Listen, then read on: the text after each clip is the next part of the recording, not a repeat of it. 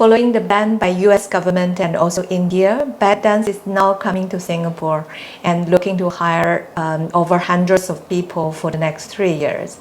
Singapore seems to be the next headquarter outside China for their global expansion. So on LinkedIn alone, I found over 53 jobs, I think, and the latest was actually just 1 day ago.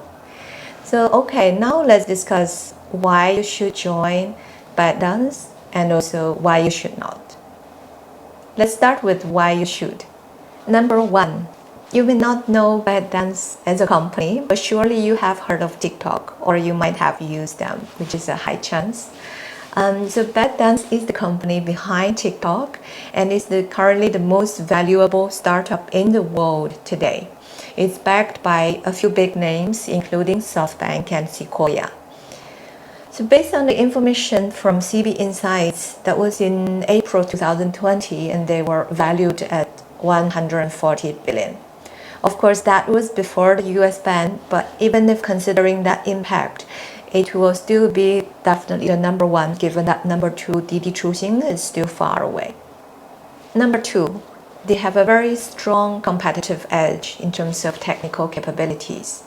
So again, in the CB Insights version, the company is categorized under artificial intelligence, which was to my surprise because it could have been categorized as online content, entertainment, social media, or even into conglomerates with education and all that. So, however, on a second thought, this makes a lot of sense because everything the company does is thriving on its superior recommendation algorithms, and that makes the engagement sky high. Number three, ByteDance says many of their products are born with global audience in mind, and they have indeed also launched or acquired products in many countries, including the US, Brazil, Japan, India, and also Southeast Asia. So this young company was founded in 2020, headquartered in Beijing. The founder, Zhang Yiming, was saying he aspires to have a company as borderless as Google. So indeed, as Google has proven to be, technology seems to be crossing borders much easier without having to stumble through the cultural barriers. Just like TikTok today is actually available in more than 150 markets and 75 languages, and even 2 billion downloads. Of course, if you compare that with Facebook's 16 billion downloads, it's still shy. But consider how fast the company is growing recently and also how young it is.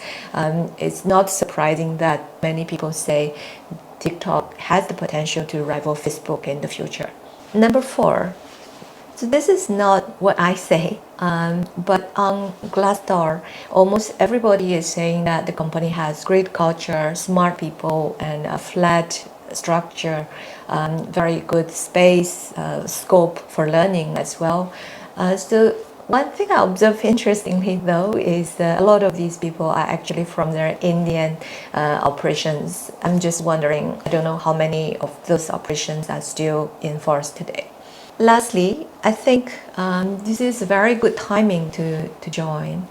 From organizational structure perspective, it looks like ByteDance is trying to formalize a kind of global organization outside China.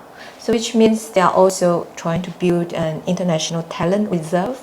That is what Alibaba, Tencent have been working on in recent years as well. So given many Chinese companies' main field is still in China, the kind of overseas ventures are usually just, a lot of times they're just ventures without official or significant organization dedicated to the international business. Then the overseas stuff can be a bit sidelined in the sense that it's hard to get results, or because of the location, it's hard to get the trust. And sometimes the headquarters might just decide to terminate the entire mission, pull out the operations, because they don't really have a long-term strategy in mind. But in ByteDance's case, I think the hiring of Kevin Mayer was already a good sign that they do have good commitment in the overseas business. On the other hand, also, my guess is their current structure might be more of a product-centric and also a bit of a patchwork with all those independent acquisitions around the world. So it will be a time where the company is going through a lot of sort of restructuring effort, and then it would be a good time to join them. Now let's look at why you should not join them. First of all, there is always a risk related to every move, and obviously many things have happened in the past few months with new CEO joined, new CEO resigned. In the US, the entity was forced to be closed and sold. New suitors emerged and then refused to sell all these, right? And now Oracle has come up to say there will be a partnership that happens, although I won't be buying the key algorithms. So it's almost like a drama. Every day there's a new development. So you see, when a company is caught in between a world of sort of political cold war between two mega powers, every country is getting more and more sensitive about the national data security. So the road ahead will definitely be bumpy. As much as the sort of political landscape will always evolve, I think it is not surprising. Maybe someday the US or India may open the door again. But I think in foreseeable term or near term, we are going to see more like another India closing the door on the company instead. So there is a lot of risk to the business from both the sort of economic point of view or the political perspective as well. If we pull back, the risk a business takes is very different from what we take as an employee. So usually people may think that the more senior people may get, may need to carry more risk, but we know that lower level staff might also take a higher risk, just like when Mobeck and Uber exited the market here, many people have lost their jobs.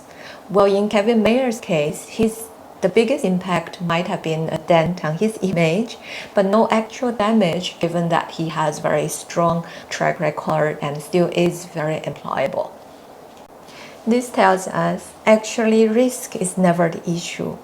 Whether or not you can afford the risk is the issue. So ask yourself, suppose if you join them at the time of uncertainty, what will be the risk for you as an employee? And are you able to afford it? If not, then obviously you should not consider the company, or at least you should not consider to join at this point of time. Number two, it's not for those who have a very high moral standard or kind of national pride matters. It's simple, right? If the idea of working for a Chinese business already feels like you have betrayed your home country, then this is going to be difficult. And the fact that you are watching this video, I guess, is either you are okay with that or you are debating. Then in the sense of in the case there is a conflict, I would suggest that you follow your value, because that is something that eventually will give you the most satisfaction. And if you truly believe that public data should not be handed over to or being used or influenced by any form of political power, then you might also suffer a dilemma if you decide to join a company that has to do such things. Lastly, if you truly believe that all employees should be treated equally and you cannot bear the thought of a possible glass ceiling because of nationality, then you should also consider twice. So there's both good and positive and negative news. The positive news is the company has hired Kevin Mayer, which shows that if there is a glass ceiling, it can be a pretty high ceiling. But on the other hand, if you look at a number of their country managers around the world, they are all from the same nationality. Still, if you think you're not going to hit the ceiling that soon, and business is business, paycheck is great, learning in a high growth, big name firm is awesome, then this point will not be relevant for you. Point three, it's not going to be for those who want work-life balance in general.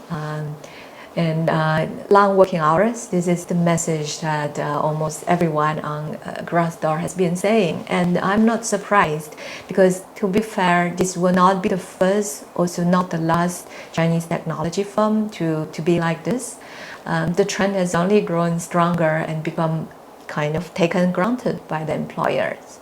So in a way that this is fair because high growth means somebody has to bear the cost. Of course, this is also unfair because when it comes to returns, then not everybody gets it in the same way. But as an employee, obviously, you want to measure what this job is going to bring to you and what is the cost that you are willing to pay. What's potentially, then the longer hours is going to be the frequency and intensity of changes that will be happening. This is not going to be something unique to ByteDance because any kind of tech firm, high growth companies, they are going to have the same kind of syndrome. So make sure you are ready for that before you jump in. Lastly, in the Glassdoor comments, it's also saying that employee benefits are really not great.